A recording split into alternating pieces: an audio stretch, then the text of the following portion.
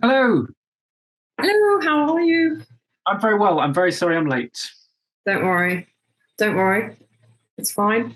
It You sounded a happens. bit passive aggressive. No, no, no. Do you know what? I've actually been reading all of Paul's nutritional posts on his Instagram.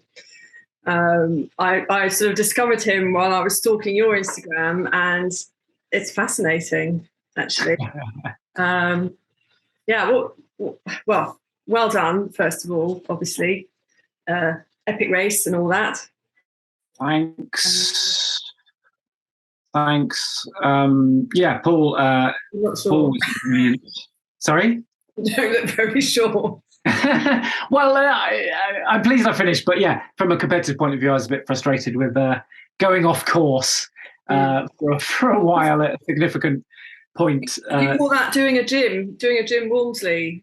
Jim Wormsley, yes. Poor chap. um, yeah, I guess I might as well, tell you about that first of all. So Tour de Gion, um, it was going very well, really. I was probably going to be sort of fifth, sixth, or seventh. It's difficult to be sure sometimes, but which I would have been happy with. I think top 10 was I'd be thrilled with that in my first go. I told my wife, top 20 was still quite good, and but it did feel like I was going to comfortably top 10, and I suppose I trusted another runner too much, and we went off course for a significant amount of time. And by the time I was back on course, I'd lost 3 or 4 hours and quite a few places. So I ended up 12th in the men's race, which isn't terrible, especially at a sort of debut at a tough race. But yeah, frustrated, left me feeling frustrated. But I had a brilliant time overall and just absolutely loved it. So sometimes that's the more important thing, isn't it? Well, I mean, you certainly get that impression from reading your posts, despite the rather bizarre deja vu that kept being mentioned, along with the more traditional, good old fashioned hallucinations. But so with the navigation, I was interested because obviously this is a race that not something you can go and recce. How do you deal with navigation on a completely strange course in the middle of nowhere without an OS map? Oh, so so it is marked with little yellow flags most of the time, but there are certainly sections where. So, for example, one thing is cows eat the markers. You can be in the middle of the mountains and you're running along, follow the flags. And actually, at night, it's much easier because they got reflective tabs and your torch just picks it up. And at nighttime, it's much easier. But even there, up in the mountains, there was a spell where you're following the flags for hours. And then suddenly there's just a whole load of cows sitting there munching and there are no markers. And it takes 10 minutes to find which direction off. And they're literally eating the flags, which is quite entertaining. And that happened a few times. Now, they do give you a GPX file, but certain watches don't always like that huge file. And basically, the GPX file was working fine for most of the race, but as you might guess, not at the point where another runner I was with for quite a long time and seemed quite confident, and he was Italian and local, was very sure it was a certain way. And I, being very tired, just sort of, even though we weren't seeing the little yellow flags at first, it wasn't totally uncommon to not see them for a little bit. And he was very sure it was this way, and I was tired, and I went along with it. What I regret, I suppose, is when it increasingly became clear we hadn't still seen the little yellow flags, and we're going up a mountain. We sort of did a bonus mountain.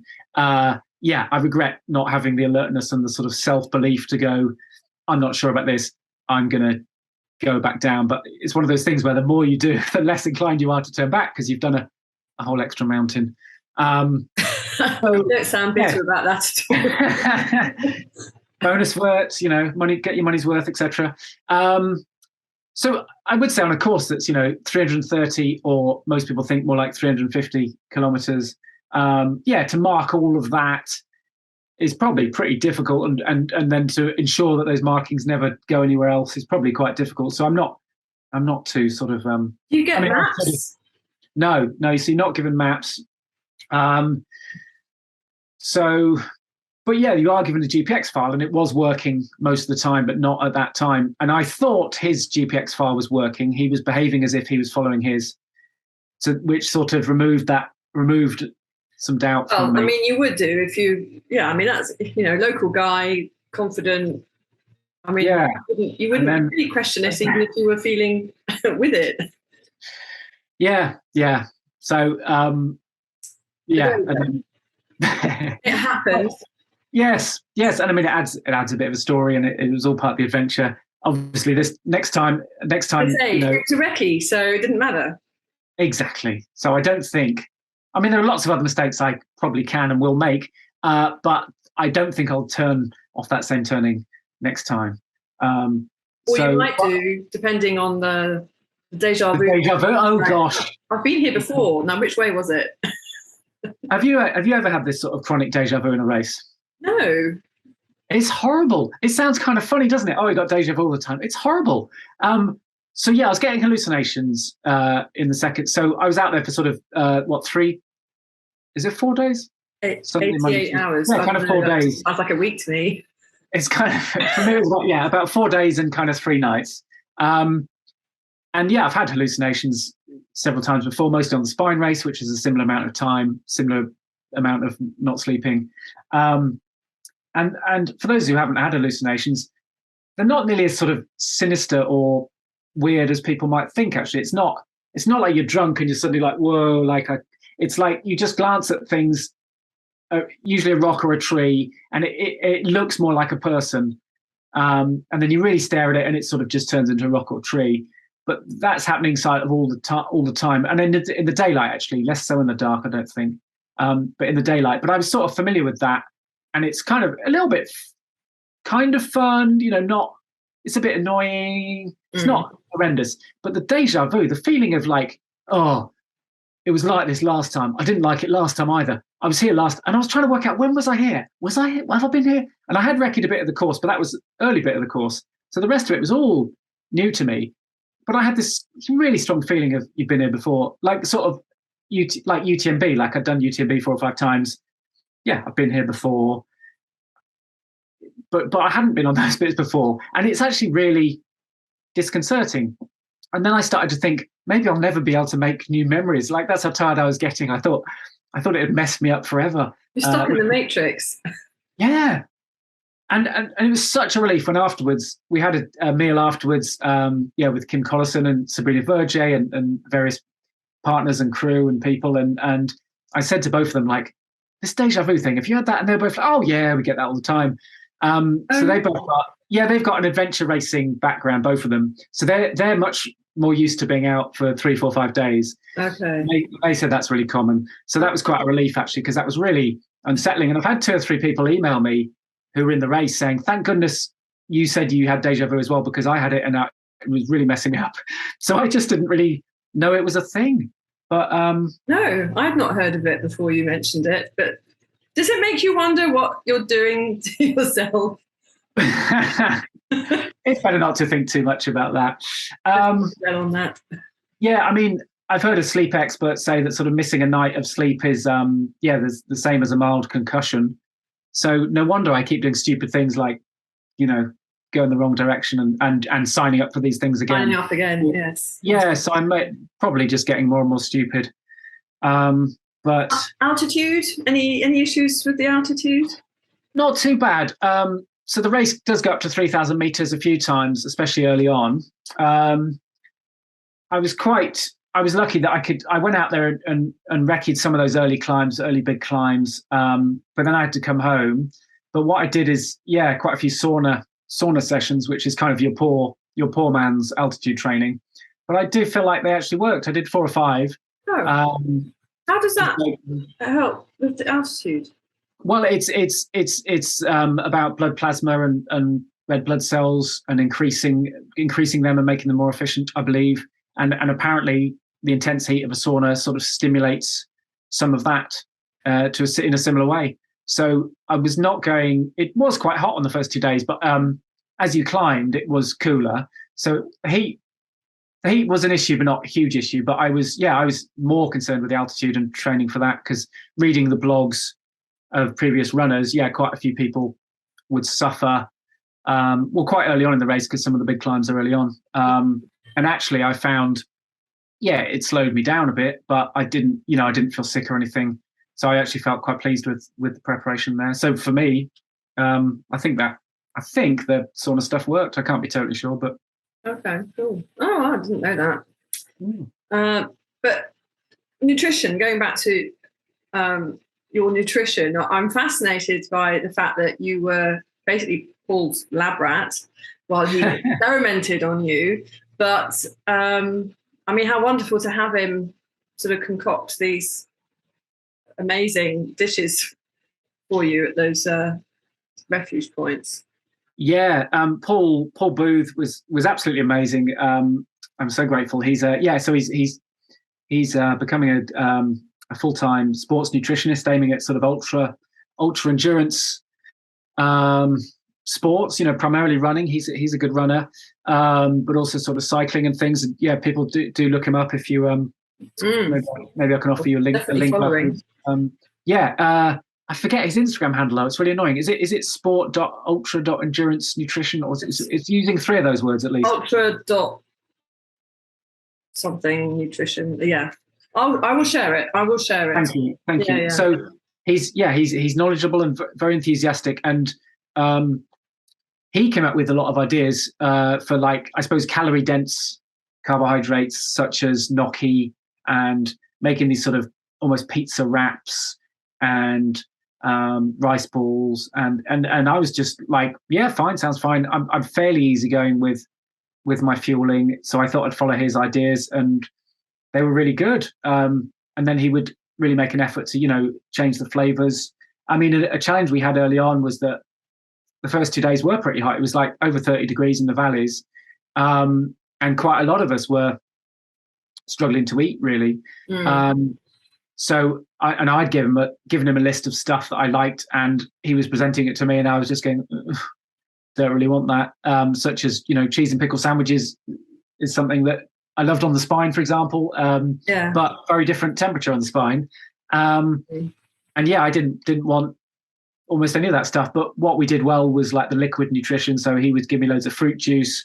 Obviously, there's loads of cola around, but fruit juice and maybe some powdered carbohydrates and in my drink, and really maybe drink a lot of calories. And then also hot noodles were definitely working. I think that's because it's just glides in easily. Hot noodles have always been my secret top tip. Yeah. I mean, they're just fantastic. Yeah. Another example of stuff you probably shouldn't eat too much in real life, but in a race is amazing. Hey, it's good for you. It's vegan.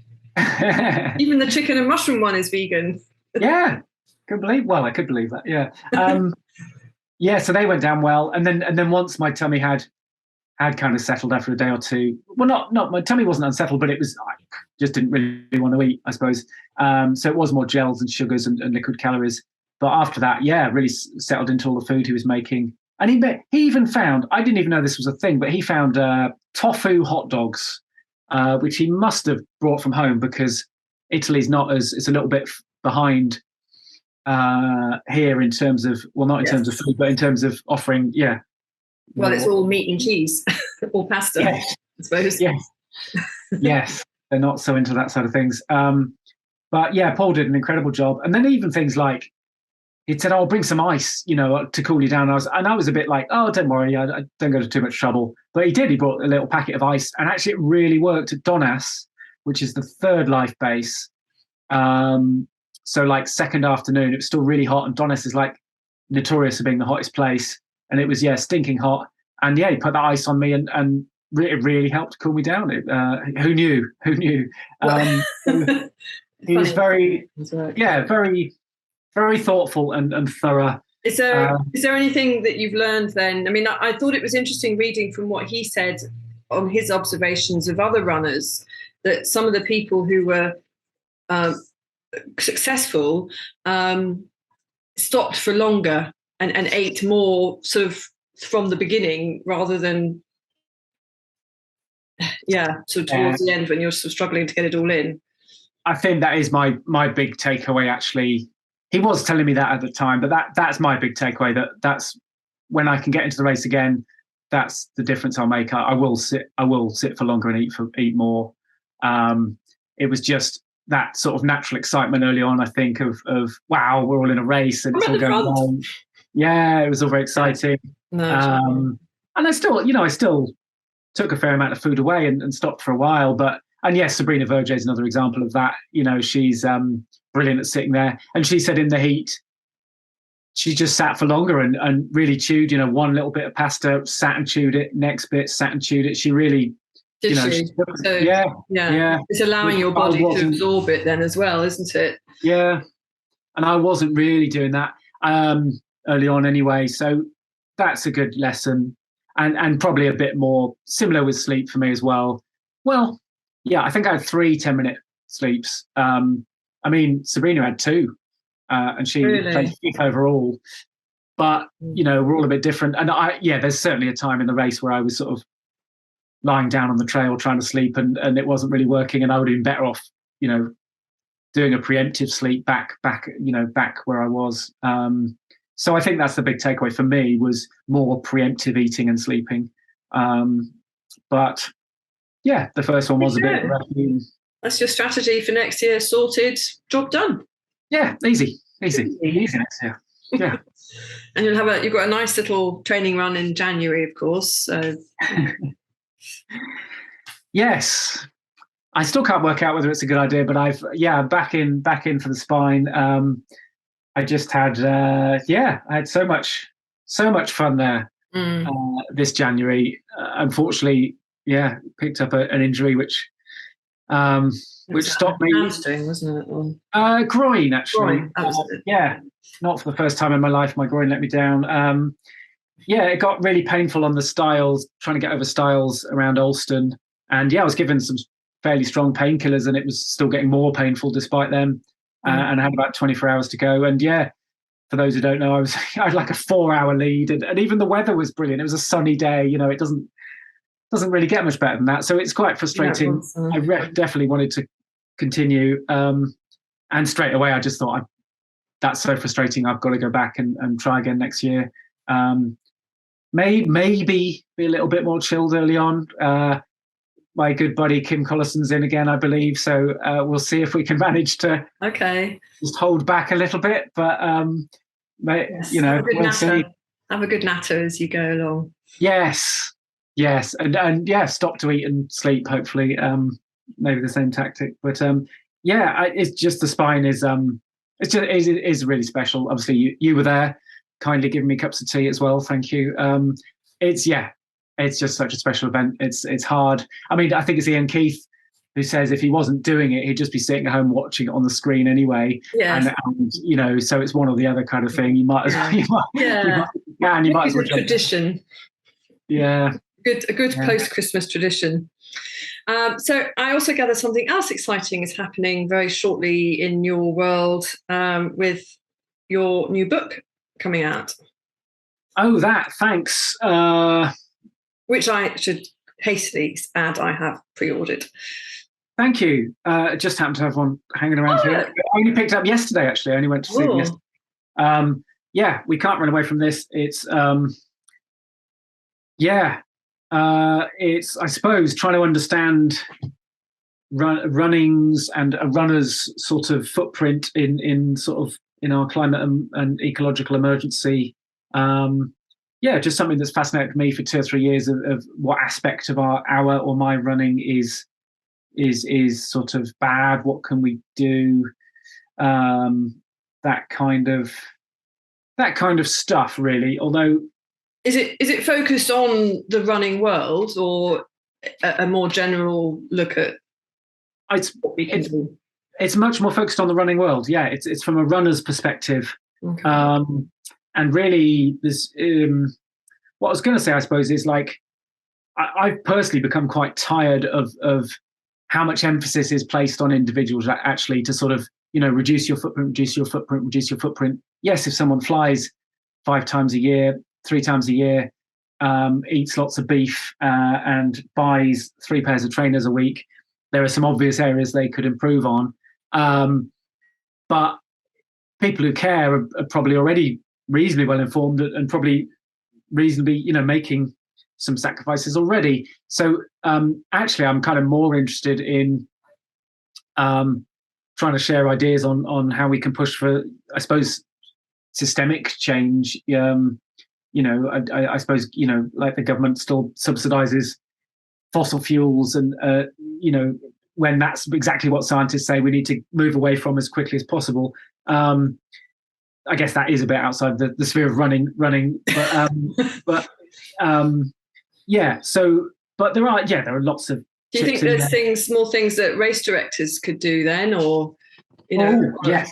Ooh. So yeah, there's a full chapter or maybe even two really on running events. So I suppose what I discovered was when I first did running events, certainly road running events, I guess the most striking thing was all the plastic bottles and the gel wrappers and T-shirts, as hopefully quite a lot of people are aware now, the sort of excess amount of free T-shirts of low quality that are just going into landfill.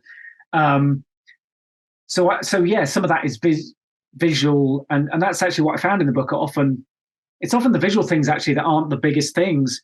So really, any running event's biggest footprint will be from the participant travel. Right, a local fell race or a local trail race, that's probably not a huge issue. Although a bit of car sharing or encouraging people to cycle or use public transport could actually have a significant impact. But something like the London Marathon has a huge footprint, or somewhere where there are international runners. And I suppose coming to Britain, it's more tempting to fly. That's hugely, for a lot of these big events, 90% of the footprint will be from the travel of the runners. And that's an interesting area, isn't it? Because you could think to yourself, well, I put on this event, it's not up to me how people travel here. But certainly there could be improvements. Some races, even the start time isn't friendly for public transport, for example. That could be actually a bigger change than reducing the plastic waste and the plastic bottles. Actually, that could be more significant. But I think we've got to start with sharing the awareness. Like, some people wouldn't have known that. I didn't know that till fairly recently. Certainly, I do have a bit of a go at the London Marathon, if I'm honest, because their footprint is absolutely epic from from participant travel, especially the elite runners flying there. I'm not saying they shouldn't have elite runners at the race. It's one of the biggest races in the world, but they could definitely improve. Can you put one plane on for all of them? Charter your own plane just for the elites? Well, I mean, my actual thing would be really they've got to restrict. Yeah, I think they've got to have less elites to start with, and then yes, can they encourage different types of travel, or yes, that might be it. Yeah, if there are like 50 flights taking people there, is there something they could do? There are 3 or 4 layers. Add a train journey into the cost of the entry or something. Obviously, that doesn't reflect on the elites who go in for free. But that's interesting. Have you heard of race lifts? Race lifts. It's on Facebook actually, and in fact, I recently got in touch with them to find out if they're still going, and I actually had a reply saying that because they had such little interest, they were going to take the website down. So I've actually been in touch with someone else, a girl called Ellie, who's interested, and we're going to try and sort of see if we can revitalize it, because that to me seems like a really obvious, simple thing to do, is to have this website with whatever race is happening. And I don't know how it works, but whether you say, right, the spine is happening, these are the dates, these people are going, put them together to share a lift from London or whatever. Oh, wow. Oh, well, good for you. Yes, I've just gone on the website. I do recognise that one. I mean, sometimes what's happened is there hasn't, with some initiatives like this, there hasn't really been the take-up. That might be there isn't the awareness. It might be, might be people don't care. But I think it's the awareness, to be honest. Okay. So for an event, the participant travel will be the biggest aspect, but also for a runner, the travel to races will most likely be the biggest part of their sort of footprint as well. So it's certainly something I've been improving on in the last few years. And car travel is really interesting because, yeah, one person in a car is pretty bad, but actually 4 people in a car is about the same in most circumstances as a train journey, which is usually seen as the best option. So 4 people in a car is actually really good. And particularly now you've got the electric cars so much more so than we used to. I mean, they're exploding. So suddenly, does an electric car become better than a train at all? Yeah, it may be. I don't know 100%, but it should be in theory. Yeah, so hopefully those areas are improving. I mean, I find the electric thing frustrating because I would love to have an electric car. They're not affordable to me. And again, this is where the government could be. They've had some subsidies, but they're very limited.